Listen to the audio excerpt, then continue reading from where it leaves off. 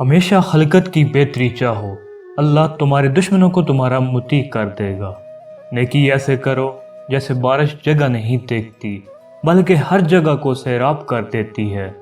یاد رکھو تمہارے عمل سے ثابت ہونا چاہیے کہ تم رحمان کے ماننے والے ہو۔ موت سے نہ ڈرو بلکہ اس حالت سے ڈرو جس میں موت آئے گی، بے شک موت پر حق ہے۔ تمام رشتوں میں سب سے کمزور رشتہ تمہارے جسم اور تمہاری روح کا ہے، نہ جانے کس وقت اور کہاں ٹوٹ جائے۔ اس کی رحمت کو تو یہ بات گوارا ہی نہیں کہ اس کی چوکھٹ پہ کوئی جائے تو خالی آئے۔ حسد ایک زہر ہے جسے پیتے ہم ہیں اور توقع دوسروں کے مرنے کی کرتے ہیں۔ یہ جنت نہیں دنیا ہے، یہاں منفی رویے آئیں گے، منفی بول آئیں گے، سن کر سہ جاؤ، مسکرا دو۔ حقیقت یہ ہے کہ انسان جتنا بھی مضبوط بن جائے اس کی ذات میں کوئی نہ کوئی غم ایسا ضرور ہوتا ہے جو یاد آنے پر آنسو بن کر آنکھوں میں ٹھہر جاتا ہے۔ اس نے 7 سمندر پیدا کیے لیکن محبت وہ ایک آنسو سے کرتا ہے۔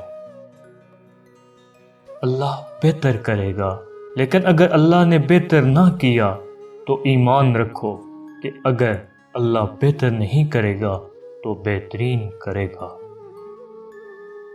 ہر چیز اپنے وقت پر ہی اچھی لگتی ہے، نیکی کمانے کا وقت جوانی ہے، لیکن افسوسناک بات یہ ہے کہ ہم نیکی اس وقت کرتے ہیں جب برائی کے قابل نہیں رہتے۔ جس انسان کے معاملات اللہ سنبھالتے ہیں، بندے چاہ کر بھی اس انسان کا برا نہیں کر سکتے۔ کسی کے اندر زندہ رہنے کی خواہش میں ہم اپنے اندر مر جاتے ہیں۔ ایک تباہ کن سوچ، میں درست باقی سب غلط۔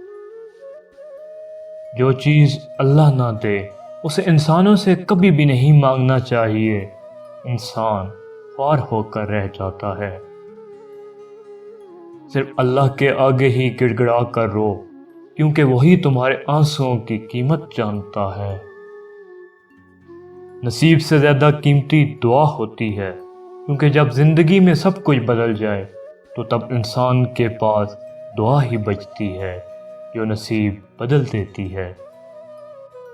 کچھ چیزیں ایسی ہوتی ہیں کہ جن کو حاصل کر کے مزید کچھ بھی اور پانے کی چاہ ختم ہو جاتی ہے، اور کبھی کبھی ایسا ہوتا ہے کہ کچھ کھو دینے کے بعد مزید کوئی خواہش باقی نہیں رہتی، طلب ہی مر جاتی ہے۔ آپ کی زندگی دنیا کے لیے ایک پیغام ہے، کوشش کیجئے کہ یہ متاثر کن ہو۔ حقیقی انسان وہ ہے جو اپنے جسم کے مردہ ہونے سے زیادہ اپنے دل کے مردہ ہونے کا خوف رکھتا ہو۔ مشکل وقت دنیا کا ایک ایسا جادوگر ہے جو ایک پل میں آپ کی چاہت کے دعوے داروں کا چہرہ بے نقاب کر دیتا ہے۔